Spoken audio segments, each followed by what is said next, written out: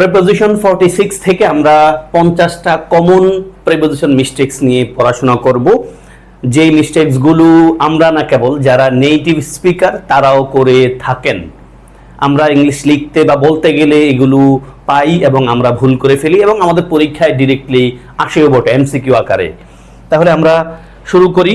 50টা common মিস্টেকসের absorb শব্দটার সাথে preposition আকারে কোনোভাবেই অ্যাট লেখা যাবে না, লিখতে হবে অ্যাবজর্ব ইন। বাক্যটা পড়ে ফেলেন, the man was absorbed in his work. অবশ্যই অ্যাট হিজ ওয়ার্ক বলা যাবে না, কারেক্টটা পড়ে ফেলেন। দেন একিউজ অফ মানে কি অভিযুক্ত করা, দোষী করা। একিউজের সাথে কোনোভাবে আপনি ফর লিখতে পারবেন না। দেখেন বাংলায় পড়তে গেলে আপনার কাছে ফর লিখতে মন চাইবে, কিন্তু না, accused of. She accused the man, সে মানুষটারে দায়ী করছিল অফ স্টিলিং, চুরির দায়ে। তাহলে accused of, not accused for. Accustom অর্থ কি? অ্যাকাস্টম টু অর্থ হলো অভ্যস্ত হওয়া। কোনোভাবেই অ্যাকাস্টমড উইথ বলা যাবে না, যদি বলতে মন চাইবে। কারেক্টটা পড়ে ফেলেন, I am accustomed to hot weather, not with hot weather. একই রকম কথা used to the heat. Afraid of মানে ভীত বা শঙ্কিত। তাহলে Laura is afraid of the dog, not afraid from the dog. Then aim at অর্থ কি? তাক করা। কোনোভাবেই অন বা এগেইনস্ট বলা যাবে না। বাক্য পড়েন ভাই, she aimed at the target, she aimed at the target, কোনোভাবেই অন দ্য টার্গেট বলা যাবে না। অ্যাট প্রিপোজিশনটি সর্বদা গতিপথ নির্দেশ করতে আমরা ব্যবহার করি। দেখেন লেখা আছে থ্রো অ্যাট মানে ঝাঁপিয়ে পড়া, শাউট অ্যাট কারোর প্রতি চিৎকার করে বলা, ফায়ার অ্যাট লক্ষ্য করে গুলি করা, শুট অ্যাট তাক করে গুলি করা। পাশাপাশি আমরা শুধু শুট অর্থ যেটা বলি প্রিপোজিশন অ্যাট ছাড়া, হত্যা করা কাউকে গুলি করে। যেমনটা লেখা আছে হি শুট আ বার্ড, সে একটা গুলিরে হি শুট করছে, সে আঘাত করলো এবং এটা মরলো, মানে হি শুট আ বার্ড, সে একটা পাখিরে শুট করলো এবং ওই পাখিরা মারা গেছে। অ্যাংরির সাথে অবশ্যই উইথ বসতে পারে, ব্যক্তির সাথে রাগান্বিত হবো যাতে। রাগান্বিত, ক্রুদ্ধ, এখানে বানানটা উল্টাপাল্টা হয়ে গেছে। রুষ্ট, অ্যাগেনস্ট বলা যাবে না ভাই। বাক্যটা কি? The teacher was angry with him, অবশ্যই অ্যাগেনস্ট হিম বলা যাবে না।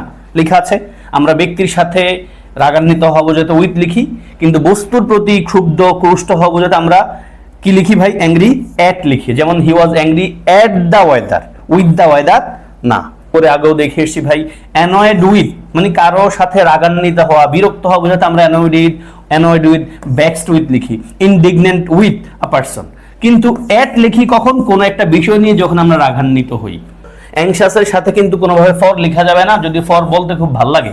অ্যাংশাস অ্যাবাউট বলতে হবে কি? They are anxious about his health, they are anxious about his health. তারপর আসেন ভাই arrive.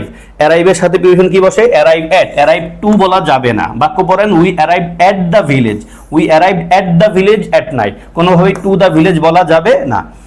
Note, use arrive in with countries and large সিটিজ, এটা আমরা এমনিও জানি ভাই।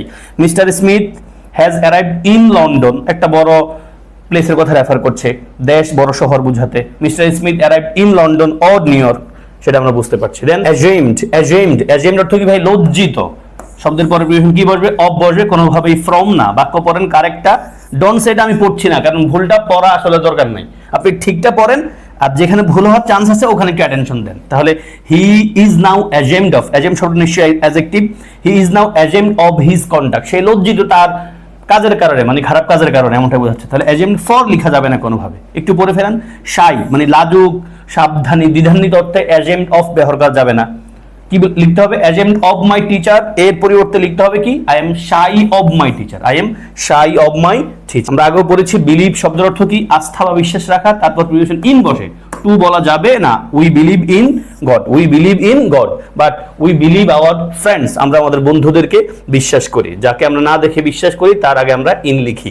দেন বুস্ট, বুস্ট অফ অথবা বুস্ট অ্যাবাউট, বুস্ট ফর লেখা যাবে না, যদিও আমরা বাংলা অর্থ করতে গেলে কিন্তু ফর কথাটা আসতে চায় আমাদের কাছে, মনে হবে।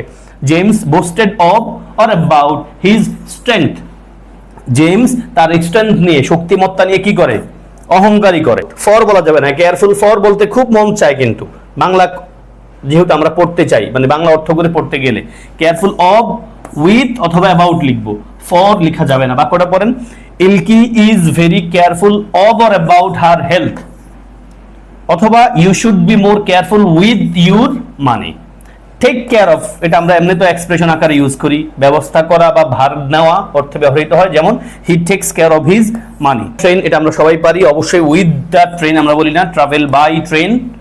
বাক্য পড়েন, he travelled by train yesterday, এবং নোটটা পড়লে আপনি নিশ্চয়ই বুঝবেন এই জিনিস আমরা আগে পড়ে এসেছি, একটু পজ করে আপনি পড়ে ফেলতে পারেন। দেন আমরা যদি 14 দেখি, কমপ্লেইন অ্যাবাউট, অসন্তোষ বা অন্যায়, দুর্ভোগ, যন্ত্রণা।